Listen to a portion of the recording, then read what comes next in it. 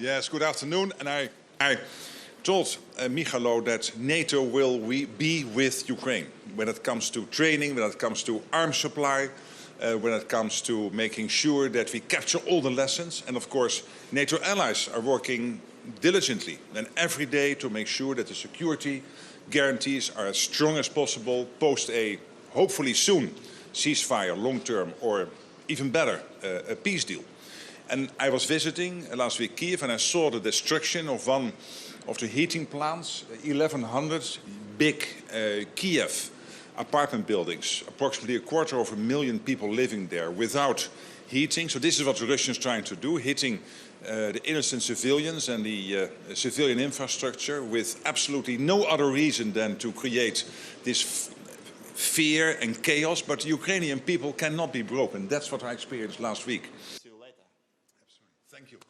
And I met the soldiers again, and I've seen in their eyes the determination and the fierceness to maintain the fight against the Russians. And the Russians are only making very incremental advances. This is very incremental against high losses. In some months, up to 30,000 Russians dead. Not seriously wounded, dead. So these are incredible numbers, and it means that Ukraine is really sustaining in the fight.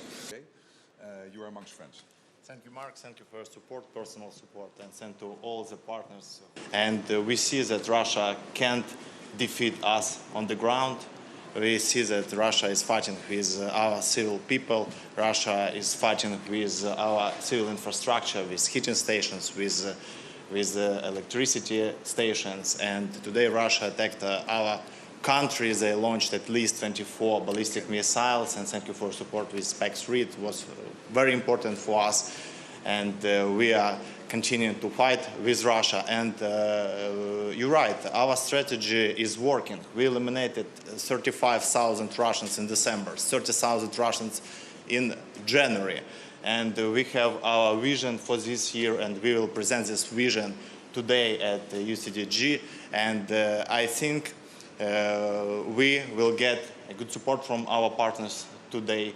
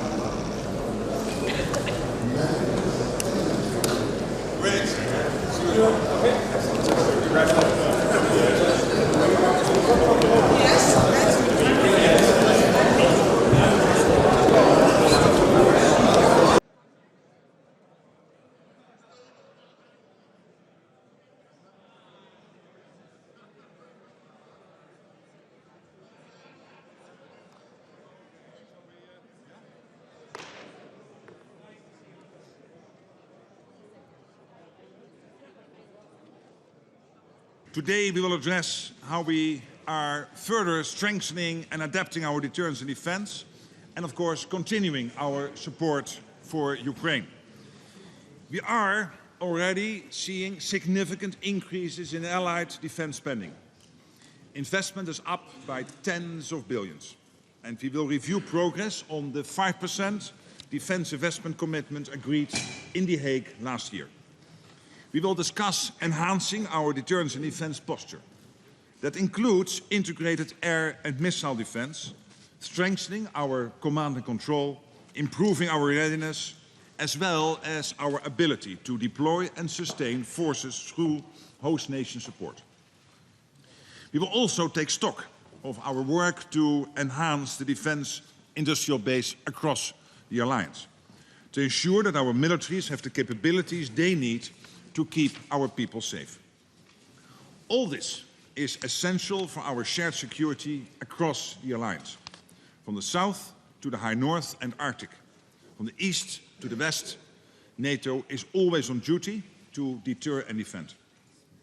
This is why we have just launched Arctic Sentry, giving Russia's increased military activity and China's growing interest in the high north. We will also discuss our continued support for Ukraine.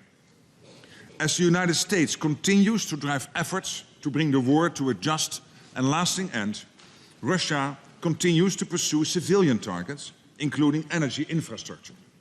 So it is still essential that allies continue to step up support, including through NATO's Pearl initiative. It is ensuring that essential US equipment is delivered to Ukraine, paid for by allies and partners. This afternoon we will hold a meeting of the NATO-Ukraine Council. We will be joined by Defense Minister Mykhailo Fedorov, and he will brief us on the situation on the ground and on Ukraine's long-term needs.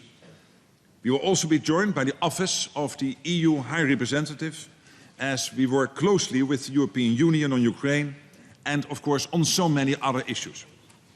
Ukraine's security is linked with our own.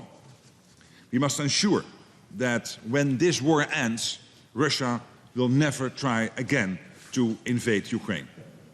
This concludes this public part of our meeting.